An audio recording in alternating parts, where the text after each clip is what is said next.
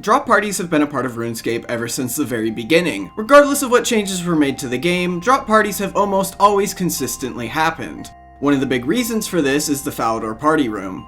Just a few years ago, you could go in any day of the week at any time and a drop party would be happening. These days, it sits mostly abandoned, with many players left wondering what exactly happened. Well, in today's video, I'll do my best to explain just that.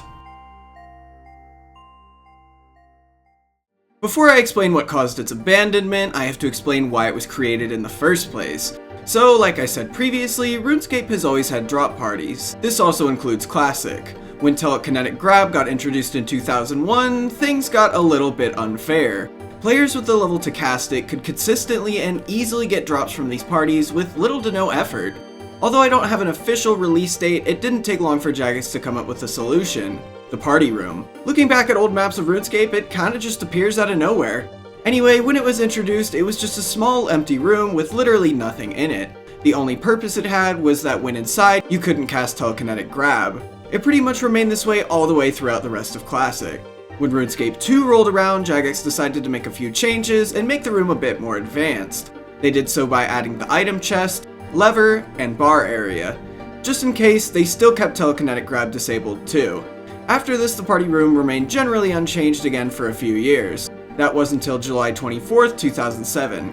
This was the exact date that the King's Ransom quest was released. Jagex had decided to replace the party room with the courthouse that is still there to this day. Obviously, they didn't want to just completely remove such a popular feature from the game, so they decided they needed to move it. The Sears Village party room was relocated to Falador and renamed to, obviously, the Falador party room. The party room actually ended up replacing a building known as the Falador Mansion. I honestly couldn't find anything about this building literally anywhere, not a single screenshot or a video. It obviously existed though, because you can see it on this old map. So, now the party room was more accessible than ever. It was now located in a free-to-play area and was generally just easier to get to. Once again, the room went a few years with pretty minimal to almost no changes. That was until early 2008 when one of RuneScape's most hated set of updates was introduced, those being trade and drop changes, wilderness changes, bounty hunter and clan wars, and finally, RuneScape vs. real world trading. To simplify that jumble of words, these were the updates that removed free trade and changed the way drops worked in the wilderness. These updates are also what caused the now iconic pay to PK or World 66 riot. Anyway, the reason this affects the party room is because now that free trade no longer existed, Jagex needed to regulate how items were dropped there. This entire set of updates was because Jagex wanted to prevent real-world trading. Little did we know at the time these updates made the party room more popular than it has ever been in RuneScape's history. So, what exactly were these changes? Well, to be honest, it's actually pretty simple. The party room was now limited to just a few select worlds. This means that drop parties in the party room could only happen on those worlds. Along with this, depending on the value of the items in the chest, NPCs would now announce when a drop party was going to happen. For example, anything over 50k would make it so Falador's bankers and party room barmaids would announce that a party was going to happen soon. This same trend continued all the way until 1 million GP, where nearly every banker across all of RuneScape would announce it. Jagex did this so that players couldn't discreetly trade items in GP, and it actually worked pretty well. These changes led to an explosion in activity in the party room.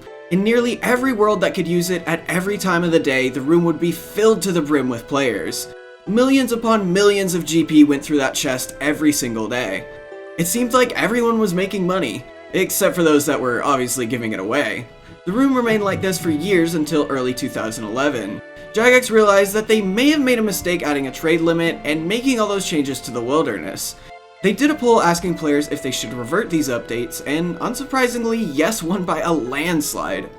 Finally, on February 1st of that same year, Jagex reversed the updates. Along with this, the party room could once again be used on any world. Although these were amazing updates for the community, they single-handedly destroyed the party room in one swoop. Suddenly, drop parties became smaller and smaller. Rather than big parties for the whole community, clans started to run their own smaller parties. Less and less people showed up every day until it was completely abandoned. Jagex attempted to fix this by reintroducing designated party room worlds, but it didn't seem to work. The party room simply never recovered from this update.